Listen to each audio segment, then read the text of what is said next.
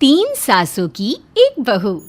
बलविंदर की पहली बीवी को बच्चा ना होने के कारण वो दूसरी शादी करता है, लेकिन जब दूसरी शादी से भी बच्चा नहीं होता तो वो तीसरी शादी करता है। और तीसरी शादी करने के बाद भी जब उसे संतान का सुख प्राप्त नहीं होता तो वो डॉक्टर को दिखाता है। और फिर बलविंदर जी, दोष आपकी बीवियों में नहीं, आप में है।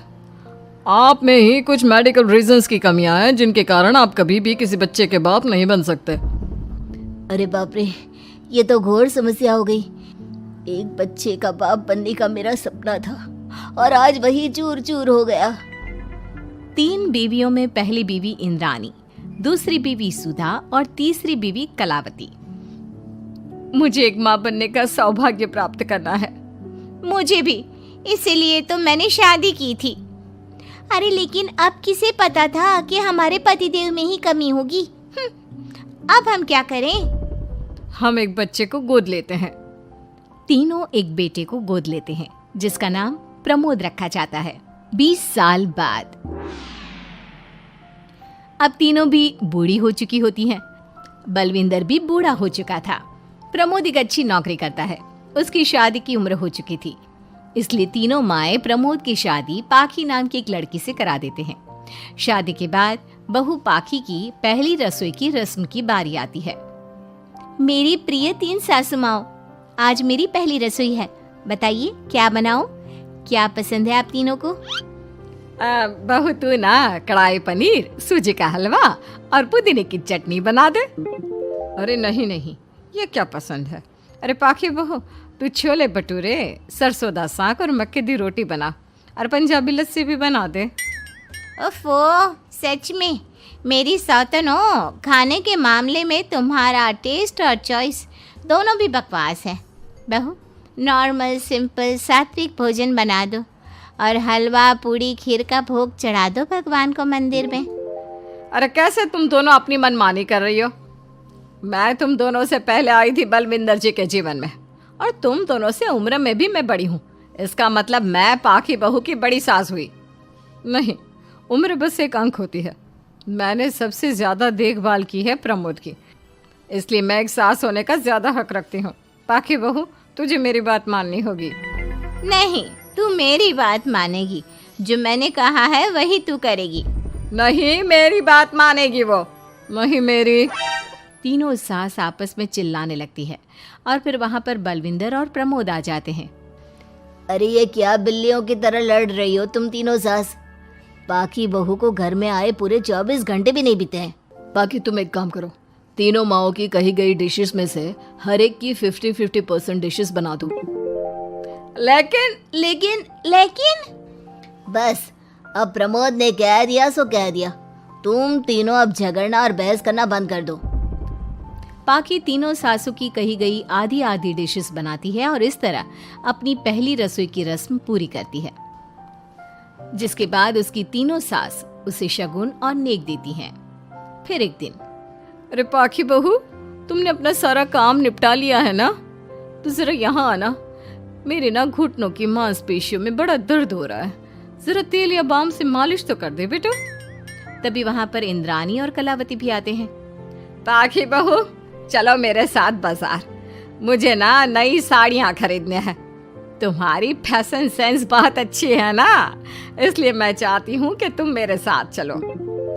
अरे पर मैं यहाँ पे पहले आई, तुम्हारे साथ ही सही, लेकिन मेरी स्पीड सबसे तेज थी। पाखी बहू, मेरे कमरे की अलमारी और पर्दे साफ कर दो ना, बहुत धूल जम गई है। मुझे खांसी भी आ रही है। अरे ऐसे कैसे तुम दोनों मेरी बहू को अपने साथ ले जा सकती हो? सबसे पहले मैंने बहू को कहा है कि वो मेरे घुटनों की मालिश कर दे। अब जाओ, 1 घंटे के बाद अपनी ये फीकी शक्लें लेकर फिर से आना। सुधा मैडम, ज्यादा ना बोलो। पाखी बहू को तुम दोनों से ज्यादा नेक दिया है मैंने, इसलिए पाखी बहू तो मेरा ही काम करेगी।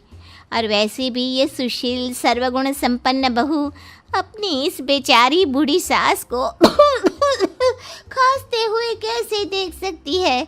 क्यों पाखी बहू? हाँ, पर नहीं पाखी बहू, तुम इन दोनों की भावनाओं के जाल में मत फंसो और रही बात शगुन और नेक की, तो रिश्तों को प्यार के भाव से तोला जाता है, ना कि पैसों के भाव से। मतलब ये कहीं के। ओ इंद्रानी, ज्यादा मत उछलो, पता है कौन कितना मतलबी है। उफो, अब फिर से आप तीनों मत शुरू होइए। मैं आप तीनों की काम करूंगी, लेकिन बारी बारी। सबसे पहले सुधा सासू माँ का, फिर कलावती सासू माँ और फिर इंद्रानी सासू माँ का। इसके बाद तीनों सासों में फिर से लड़ाई और कहासुनी छिड़ जाती है। फिर एक दिन जब पाखी घर का किराने का सामान लेने बाहर निकल रही होती है कि तभी, बहू, मुझे ना मेरा पुराना संदूक नहीं मिल रहा, तू आकर ढूंढ देगी क्या? अब ठीक है इंद्रानी सासू माँ।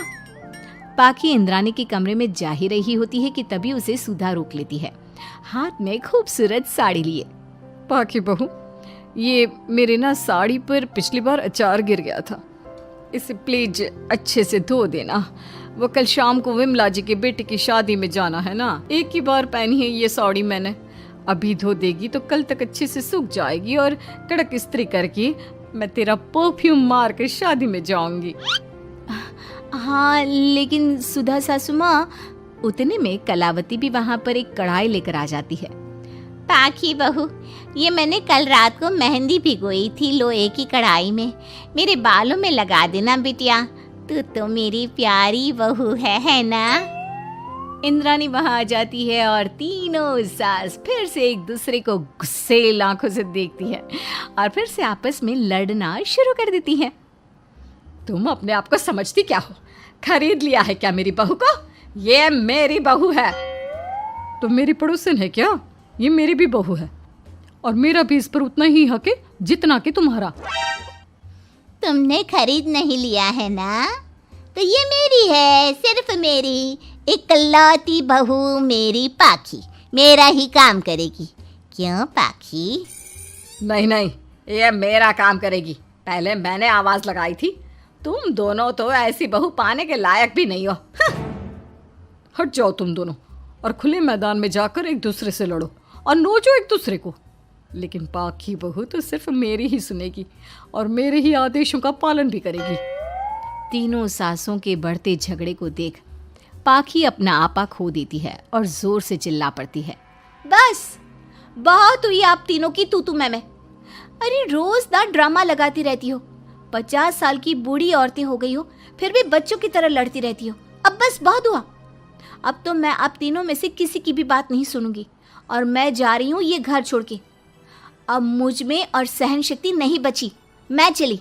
अब लड़ो झगड़ो, एक दूसरे को मारो पीटो नोचो, जो करना है करो। पाखी अपना सूटकेस लेकर घर से बाहर निकलने लगती है। तभी तीनों सास बेहद घबरा जाती हैं और भावुक होकर पाखी से विनती करने लगती है, पाखी बहू हमें छोड़कर मत जाओ ऐसे। अरे हम तुम्हारे बिना मर जाएंगे। इतने कम समय में ही तुम हम सबकी जीने की वजह बन चुकी हो। माफ कर दो हमें बेटा।